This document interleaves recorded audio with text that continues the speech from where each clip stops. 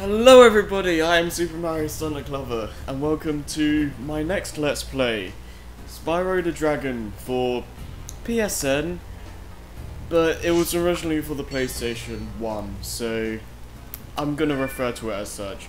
Now as you can clearly see, I've already played through this game and I beat it 100%, so we're gonna go new game and go on an empty file. And now since this game has cutscenes but no subtitles, I'm gonna keep quiet when people are talking, so... Okay, rolling.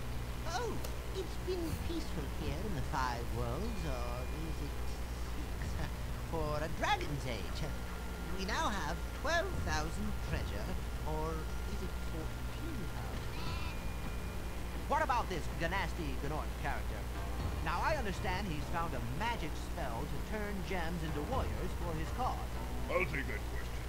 Nasty North is a simple creature. Therefore, he has been contained in a remote world and is no threat to the Dragon Kingdom. No threat!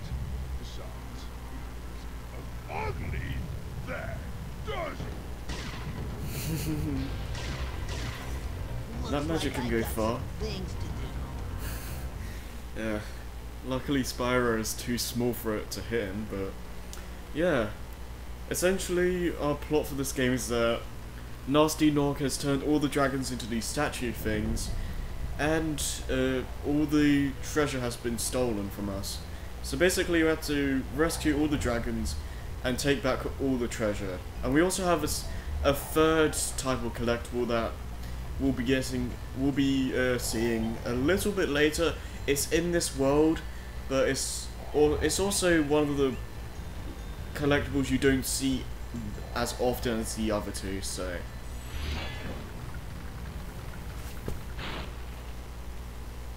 Thank you for releasing me, Spyro.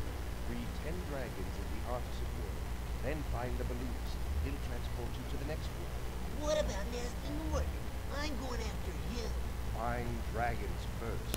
That's all I can tell you. Okay, so yeah, this is the hub world for the first world here, and basically it's pretty much like a collectathon style of game where you go around these huge open worlds, collect gems and whatnot, and pretty much do what a collectathon really tells you to do, really. I'll torch him. Keep your horns on, Spyro! You have much to learn first. Do you know what the dragonfly following you is doing? His name is Sparks, and he's helping and protecting you. Keep an eye on him and see what I mean. So yeah, if you played any of the Spyro games before, you'll know that Sparks is pretty much your health bar, pretty much. Basically, when he's sparkling gold, that means you have three hits for him, and then after that, if you get hit, you'll die. And to make Sparks get health back, you have to kill sheep, which basically gets butterflies for some reason, and that basically replenishes your health. You're gonna want to make sure Sparks stays healthy, because there are some tricky enemies later on, so I recommend trying to get butterflies if you've been taking some damage and whatnot. But yeah, this is basically a pretty basic platformer collectathon. There's not too much to this game in comparison to the later installments like 2 and 3. But for what it's worth, it's a really solid game. It works pretty well for the most part. There's not a lot I can say is like really bad, but there are some hiccups here and there. Now there are a couple of levels that could be a lot better, but for what it's worth, this game is pretty solid overall, especially for a first installment. It gets a lot better for 2 and 3 in my opinion, but it's still pretty dang solid for the most part. And I'm trying to... wait, let me see here. I'll turn the camera to active so the camera moves faster. But yeah, since you don't have a hover in this game, all you have is a glide, and basically, since the later games have hovers, it makes some area platforming in this game a little bit more tricky, but we'll get more into that in a bit. Hey, Spyro, press the jump button twice to glide, and don't be afraid. Afraid? Of what? Falling from high mountain peaks, plummeting into prehistoric glaciers. That. Yeah, speaking of moves though, we have the charge you're seeing now is being used by holding the square button, and basically it can be pretty useful for taking out enemies fast. But the thing is, it lowers your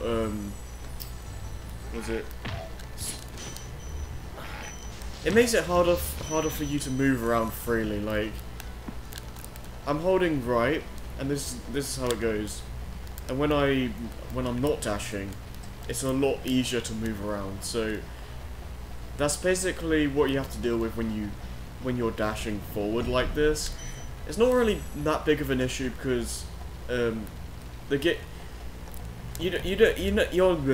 never really forced to use it until you get to certain sections, and when you do, the game is designed in a way that makes it so it's really hard to fall off by doing stuff like that. So it isn't really that big of an issue.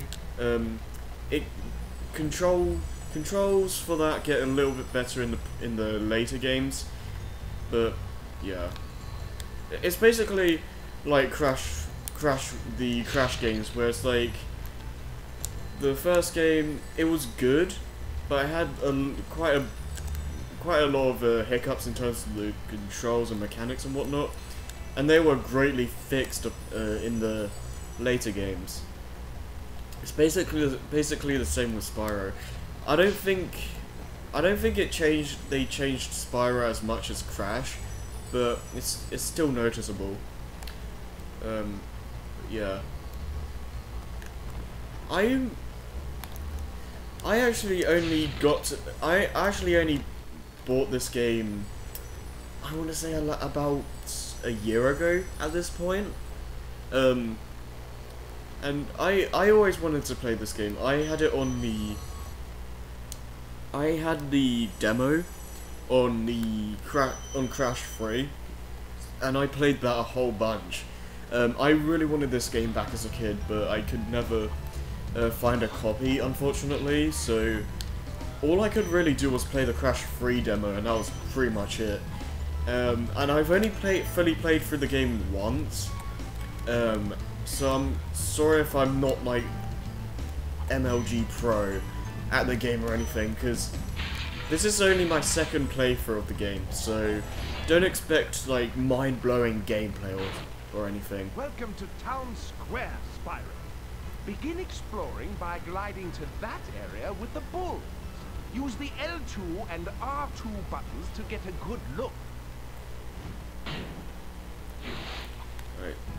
So here was essentially talking about the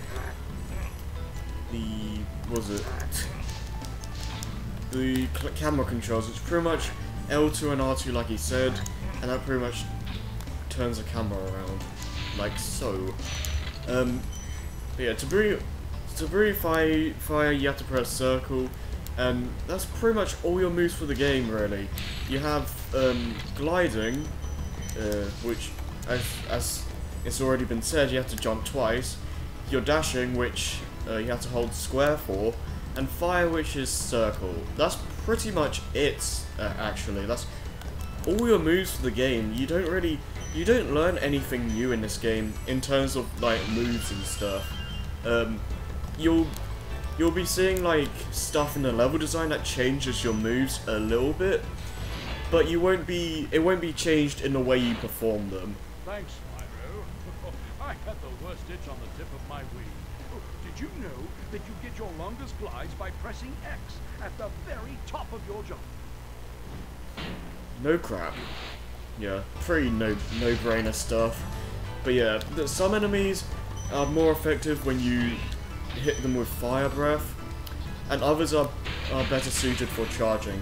And some boxes, like you saw there, the metal ones, can only be broken when you charge them. So yeah, keep that in mind. It's a pretty cool setup where you don't have to always you're not always going to use the same attack, and they made it balanced so you need to use both moves equally as much.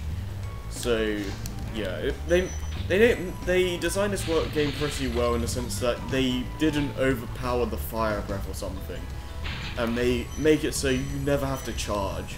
So that's pretty nice. Spyro, did you see a man dressed in blue running around here? He's a thief, and he's stolen a dragon egg. You've got to track him down and get that egg. Run! Run! I'm getting a little winded. So yeah, what the guy said, we have to track down a thief that has a dragon egg. And as I said earlier, there was one other collectible that I didn't mention, and that's the dragon eggs that are always being held by these things. Now they aren't in every level, which is why I said they are the least common collectible you find. But they are also pretty annoying in some areas. They aren't too difficult to handle, at least in this game. I don't think they're in 2 at all, but they do appear in 3 with a vengeance, and they get really annoying in that game. So thankfully in this game they aren't really fast at all, so you won't really have too much of an issue, hopefully. And they should be most of the time a walk in the park, with the exception of one that's on my mind at the moment. That's not for a couple of worlds though. I want to say it's in the 3rd world though. I'm not too sure. I'll know what world it is in when we get to it, but yeah. Thank you for releasing me. Yeah, some of the dragons don't have anything to tell you, so they just go, "Oh, thank you for releasing me," and that's pretty much it.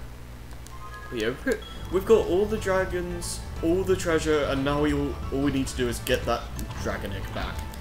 And if you're wondering at this point, which you probably are, to get across, like, to clear worlds essentially, where is that guy?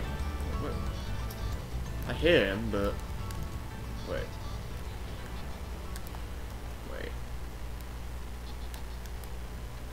Do you just jump back up?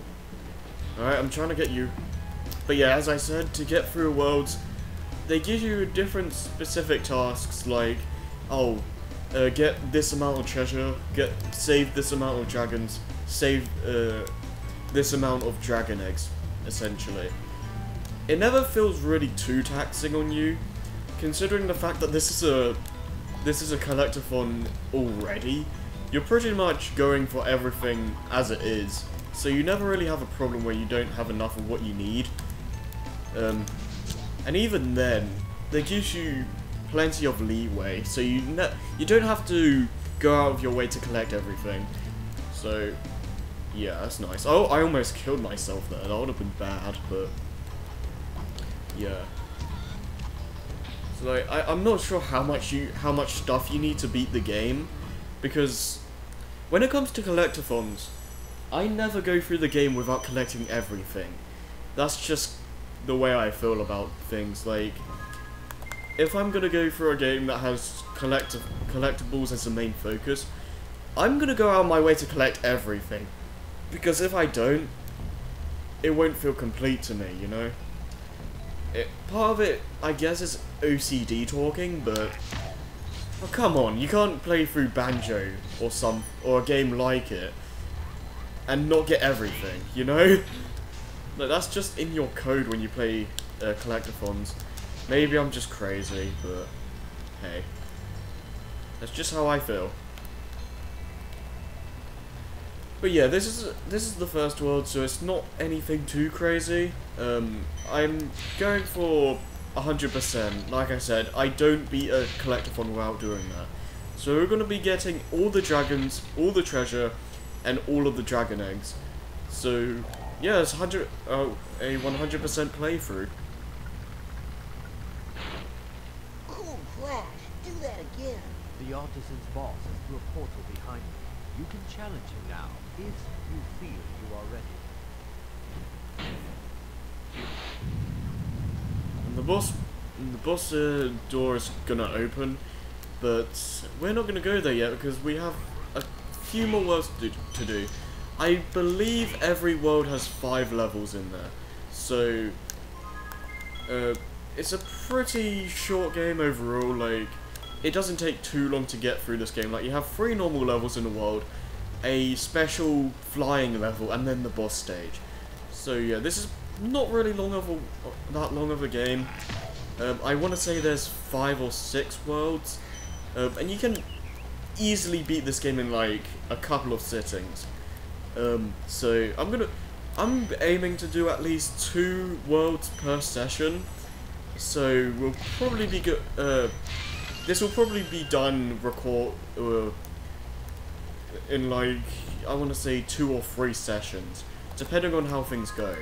So, alright, so we've got everything in the home world, and now we're going to go to Dark Hollow.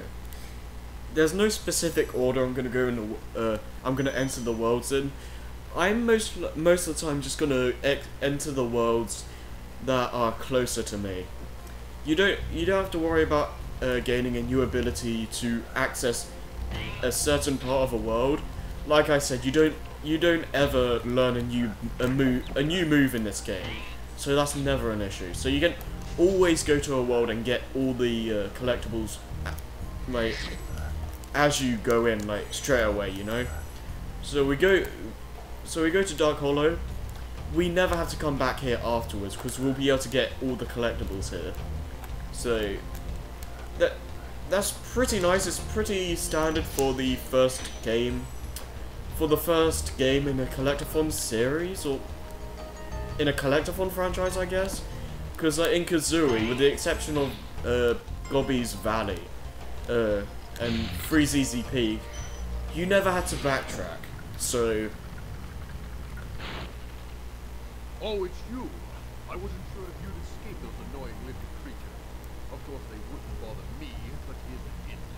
Metal armor is fireproof, but a charge attack will take care of it. yeah, it's basically saying charge the guys with the metal shields. That's pretty much all you need to know. But yeah, this game is pretty basic for a collectathon, like I said.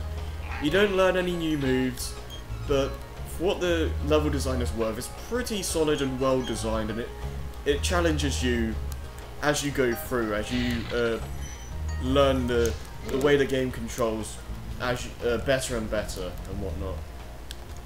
And it challenges you with different enemies. Like this guy, you can't charge him or burn him because he has the metal plate on his chest, or metal armor, whatever you want to call it. So you basically have to wait until he turns around, burn his back, and then there you go. So you have to think a little bit before attacking some of these guys.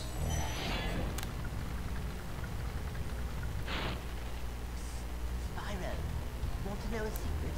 Use the triangle button when you want to zoom in and look around. Oh, your secret's safe with me. I don't know if you can hear it, but there's a lot of wind blowing outside. It's going crazy. I don't know if that wasn't really relevant to the game, but yeah, it's really noticeable from my side. Probably can't hear it, so I'm probably this is probably worthless to talk about, but yeah. Now this key, if you remember at the start of the level, we had a chest that had a lock on it. Basically, you need that key, and then it unlocks the chest, and then you get a bunch of gems. And I really love the look of the gems in this game. It makes you want to collect these things, because just the sound they make, the glistening sound they make as well, making you know where one is near, when one is near you. It's just a really nice sound. But yeah, you go up to the door, the treasure, and that happens automatically. You don't have to press a button, it goes in automatically, and there you go. And there you go. Kill that guy. They don't really get... The enemies aren't really difficult, at least for the first half of the game. They get kind of annoying later on, but it should never be something you can't handle. It really only becomes noticeably more difficult in the last world, I feel. So this really isn't a game based on combat or anything. As it's a collectathon, most of it is collecting stuff focused, if you can even call it that. So exploration is the main factor here. And for what it's worth, it was a pretty solid first attempt. Like I said, I played the demo of this game like no tomorrow when I was a kid, because that was the only way I could experience it. And it's just a really solid first installment. Like with the club cannot be charged, but a quick flame, that should beat it. Alright, so the guys we've been taking care of earlier, we need to burn them. But we kind of already knew that because we've been dealing with these guys for a while. So I don't know why he told us now. I think this is going to be all the gems. Yep. Yep, that's everything. Alright, we're making progress. Alright, let's get out of it.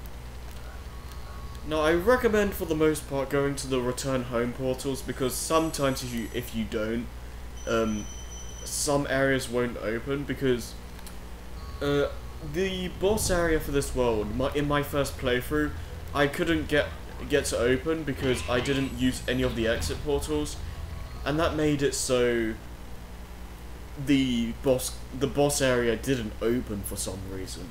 So I recommend going to the exit portals, because sometimes it just, if you just go exit level. I didn't mean to do that, but sometimes if you do that, it for some reason stops certain events from happening. So, like, especially in the last world, in that it pretty much requires you to go to the end of the stage. I'm pretty sure they did that to make it so people can't cheat and just quit the level and go to the next one right away.